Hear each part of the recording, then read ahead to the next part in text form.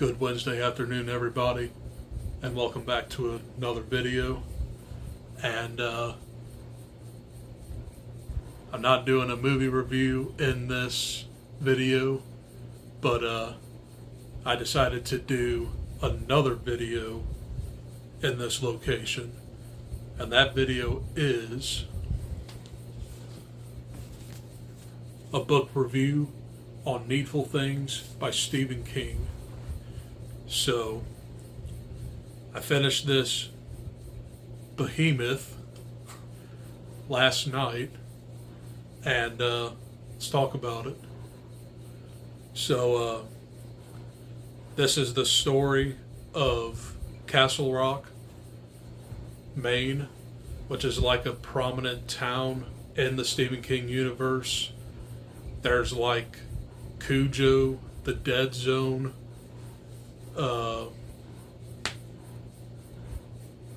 aspects of the body, just a bunch of stories that deal with Castle Rock.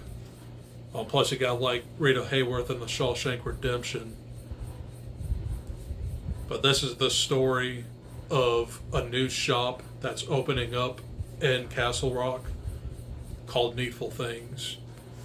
And it's ran by a mysterious presence named Leland Gaunt. So his whole spiel is whatever you buy from him, you have to pull a prank on somebody to get the item that you're after. So half the payment is the prank and whatever you have on you. And there's a lot of characters in this novel. I can see why. But yeah, I'm not even gonna like go into like every single character detail in here. That would just take me forever.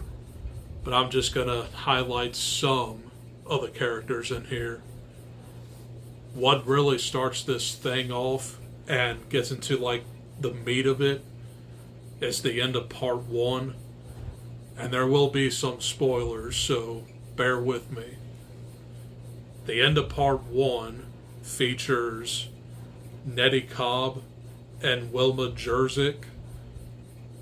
They started off as friends, but they both played like a prank on each other, and then they end up killing each other. Very brutally, by the way. I mean, they're like literally stabbing each other, and some pretty brutal stuff. This is a very dark book, by the way.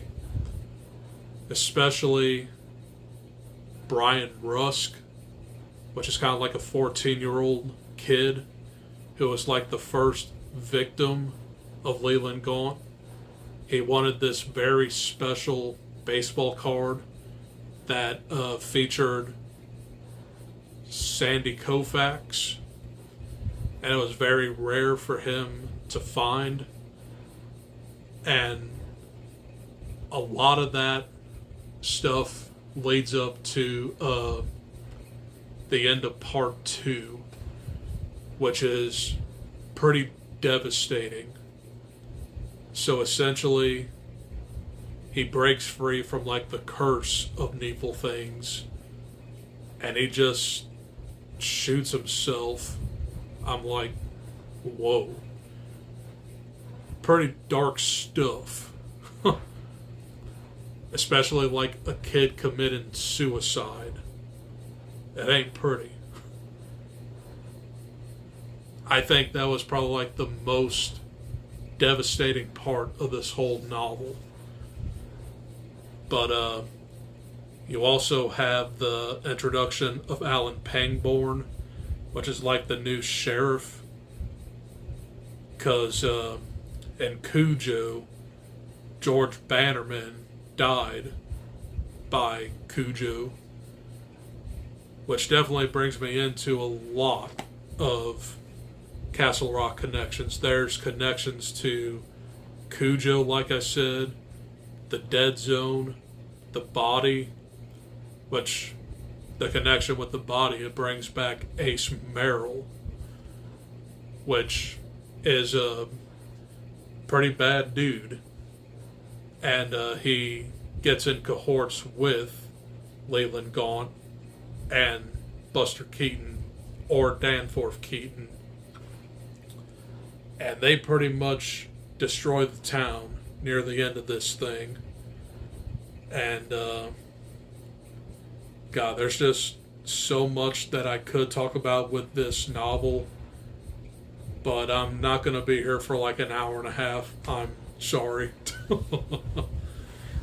But I really did enjoy this novel. It's very fast paced for its gigantic length, and I found it very fun to read, despite all the very depressing stuff near the end.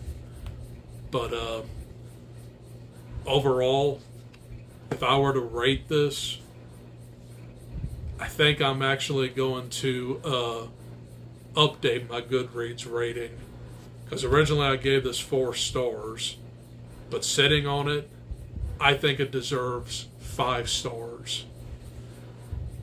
It's a really, really underrated novel, and it's just really well paced and very well written. I mean, Stephen King was definitely at his most bonkers in this one.